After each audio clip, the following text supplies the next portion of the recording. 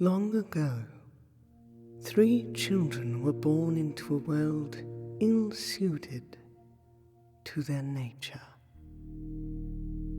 Rather than warmth, the light of day brought them only pain. Their skin ravaged and marked as if by tiny points of flame, limbs made to ache and spasm in what should have been welcoming heat. Their eyes forever unable to surmount the all-consuming brightness. Wounds inflicted by the brutality of the light were wont to sear and ache even once the active injury was enshrouded by darkness. But if they were careful, night would bring reprieve, but also solitude. Such were Azrael, Pendriel, and Turivel, the first afflicted. Powerful spellcasters each, and mightier still in their stubbornness. Azrael stands as forerunner of my lineage. He and his kinsfolk, afflicted and untouched, left their home in the frozen east for a land of greater balance between light and darkness. Wysteria, they called us, those who went west. Not all born from the unions betwixt afflicted and untouched were so scarred, just as the unions between mages and those born without magic may yield another bereft of the gift. The descendants of Azrael were not unanimously born with blood that so violently rejected the light. Even among the afflicted, one so intolerant of the sun as Lord Azrael was a rarity, a once in 5 generations occurrence. Most lived and died as ordinary mortals, their life's work completed mostly in environments far removed from the brutality of the day. But Lord Azrael had once saved his elder sister from death at immense, nigh unspeakable cost to them both.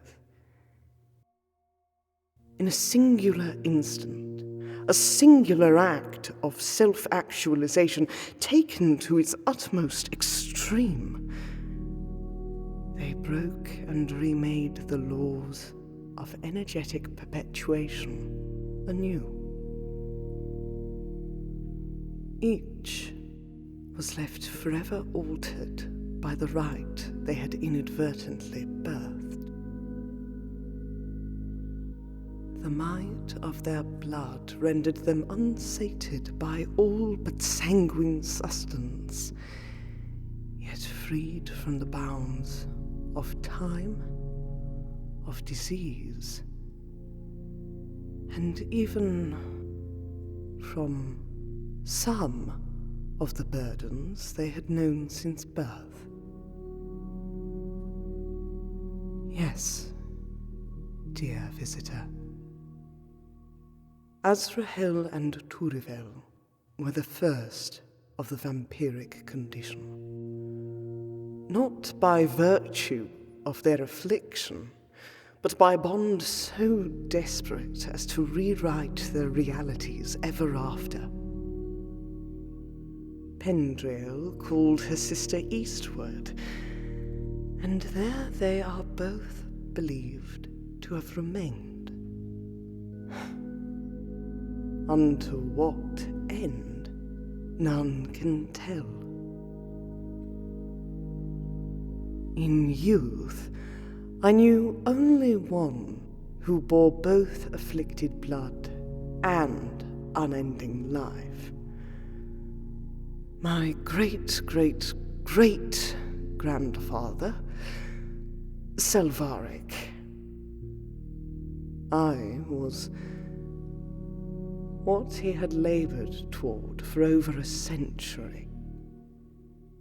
He desired another with the rarest, most potent form of our affliction to mentor, and one day raise into the same perpetual life he had long enjoyed. Why should I be ashamed of the circumstances of my birth? I am merely their recipient and result. I do not resent Selvaric for his part in my existence.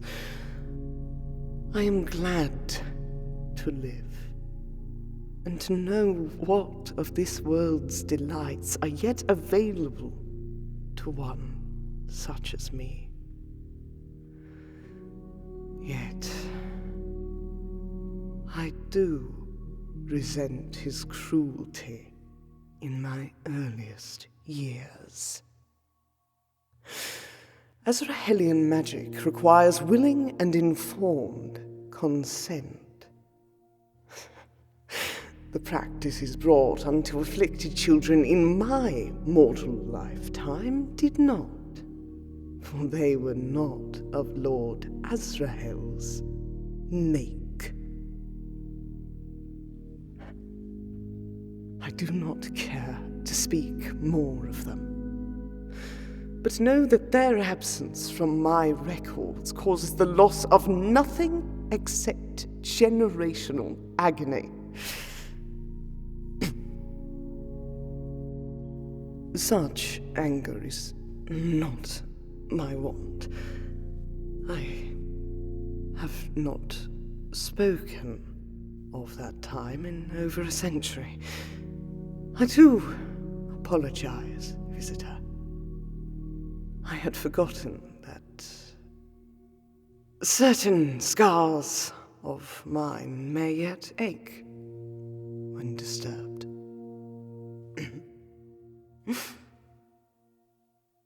Rescinding mortality was a choice I undertook of my own accord. Nearly halfway through what would have comprised my mortal lifespan. Was I unusually well suited to it? Indubitably. Yet I know, too, that I longed desperately to keep others safe from much of the pain I endured.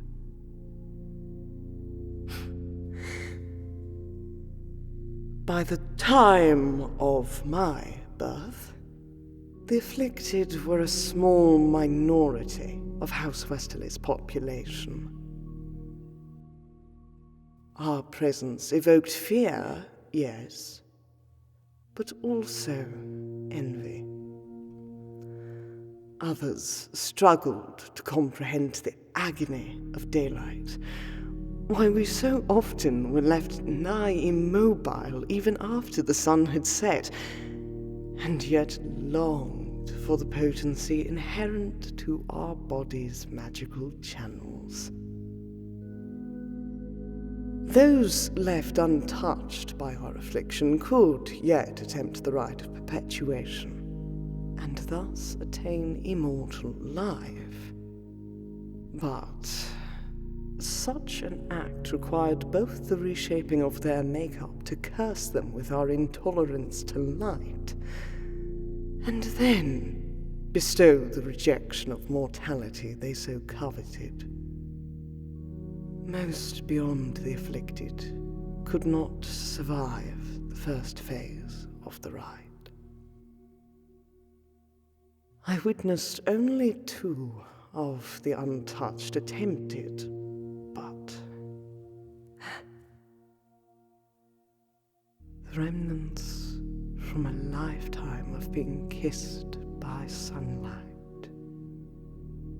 caused their bodies to be torn asunder.